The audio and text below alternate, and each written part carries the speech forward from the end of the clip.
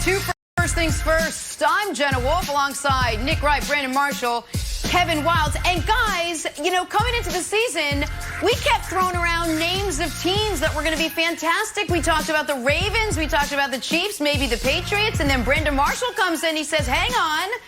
Everyone's forgetting about the Steelers, to which we said, you're right, we are. Last night, Jenna, further proof. Perhaps we have forgotten about the Steelers. Giving you some love, Brandon Marshall. Let us start there this morning. Look, Monday Night Football. Are you blushing? You might be. That's a football blush right there. We'll start there. Big return of Big Ben. Didn't take much. Giants, Steelers. Here we go. Ben Roethlisberger back after missing all but 2 games last year with that elbow injury. You wouldn't have known it last night. Ben throwing for 3 touchdowns, 2 of them to Juju Smith-Schuster and that defense. Man, that defense looked good last night. Held Saquon to 6 yards rushing. Could be the way the Giants played. Your Giants, Wilds. Joe Judge's Giants, they lose. That means the Steelers open the season with a win. Welcome back to the game, Big Ben. So, Brandon, let's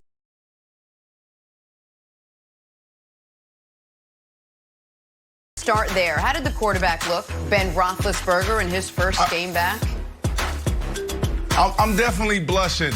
You know, when I picked my little dark horse teams, I said the Colts, they didn't get the job done for me this past Sunday. I also talked about the Steelers. And there was people on this show that laughed at me.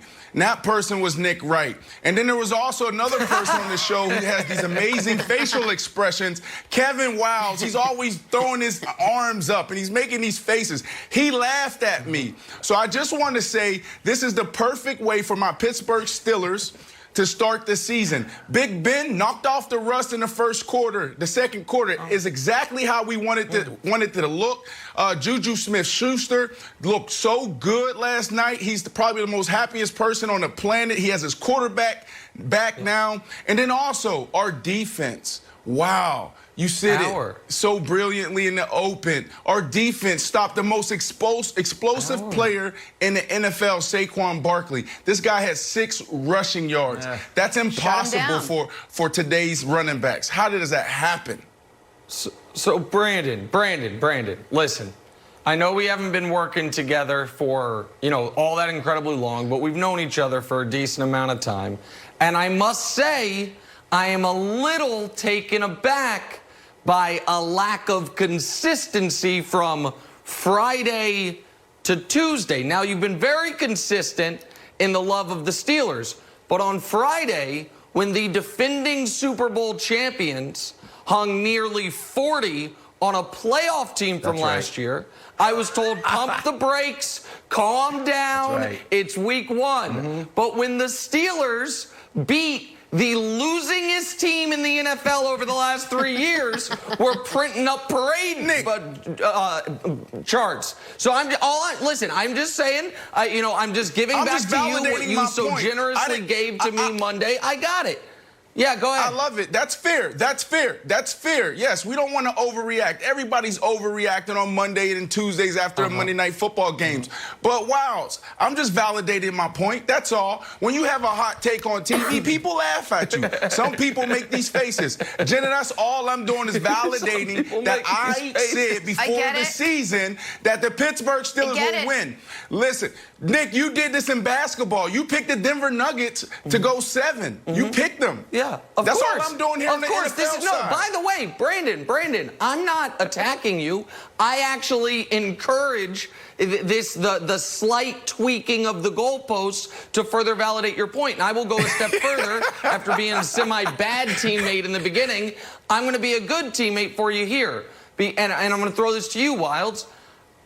It is true that the chart for the Steelers, if you were going to map out the scenario of how they could be a contender, it is the defense plays to the same level it played last year, and they just get a boost at quarterback play. Doesn't have to be great quarterback play, but a boost from the Duck and Mason to Big Ben, whatever he has left. And last night, Big Ben was a guy who looked like he did have more than a little bit left. So they have that going for them.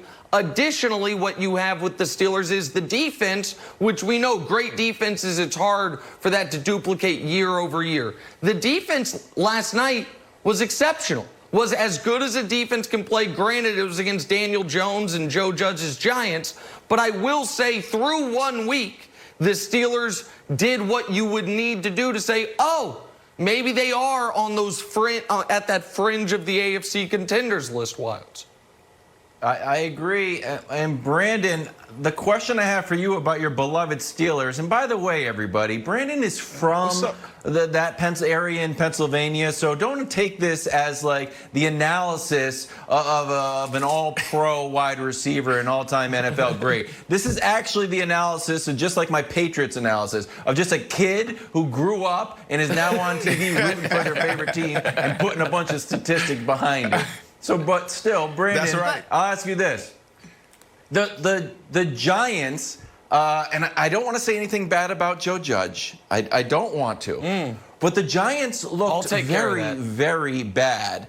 And there was a point where Kirk Herbstreit said, hey, I give it to Joe Judge for sticking with the run. I respect it. And I'm like, yeah, that's the same type of respect that you have for the Titanic captain and the band that played on as the Titanic sank into the murky blue depths. There was a point where I was like, Joe Judge, please, with all the laps that we've done, you'd think he'd focus more on getting Saquon some real estate to run. So the question I have for you is this. Did it give you pause at all when you were watching your dominant Steelers defense say like, this Giants team's not that good. Maybe I should pump the brakes a little bit? No, Wilds. I mean, we're not schedule makers. There are people to get paid to do this. There's one guy that sits on Park Avenue in New York City in the middle of Manhattan, and that's his job. That's not the Steelers' job. That's not Coach Tomlin's job. That's not Juju's job. That's not Big Ben's job. However, I will say that, you know, we did what we were supposed to do. We were supposed to take advantage of a team that wasn't good. I don't know what's going on with the Giants, but they have some huge problems there. When you have, I truly believe this, and this is not a hot take, he is one of the most explosive players that I've ever seen. Just look at that screen from last night. He took that screen, probably took it almost 40 yards. Saquon Barkley, so explosive. When you see that, you have to use it. How do you get the ball in his hands more? If your offensive line is not going to create holes for you, then Coach Garrett, you have to be creative. I look at Alvin Kamara and the New Orleans Saints. To me, that is the example, that is the standard. You have to put together creative packages, whether that's Wildcat, you're seeing this guy literally take the ball and run zone read. I think there's other things that they can do to get this guy involved early. Jet sweeps. You look at what they're doing out in LA.